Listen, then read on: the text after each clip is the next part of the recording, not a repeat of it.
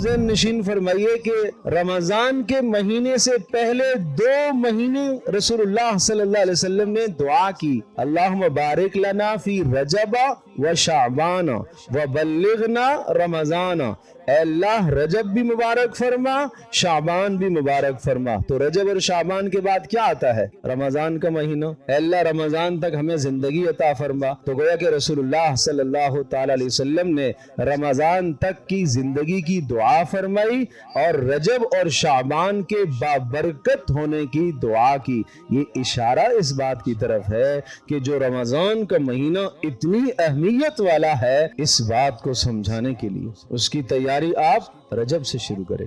یوں سمجھیے کہ نیکیوں کا، عبادات کا، طاعات کا، اللہ سے تعلق قائم کرنے کا، گناہوں سے بچنے کا بیج آپ ڈالیں گے رجب کے مہینے میں، اور شعبان کے مہینے میں پودا نکلے گا، اس کی آپ آبیاری کریں گے، اس کو آپ پانی دیں گے۔ پھر رمضان کا جب مہینہ آئے گا تو وہ تناور درخت، اس لیے کہ نیکیوں کے ثواب بڑھ جائیں گے، دن کو روزے، رات کے قیام، تو پھر وہ آپ کی نیکی، آپ کی عبادت ایک تناور درخت بن جائے گا۔ جب وہ تناور درخت بن گیا تو اب پورا سال آپ اس نیکی سے فائدہ حاصل کریں گے جو رمضان میں آپ نے کمائی۔ تو پھر کہاں سے رمضان کی تیاری شروع کرنی ہے؟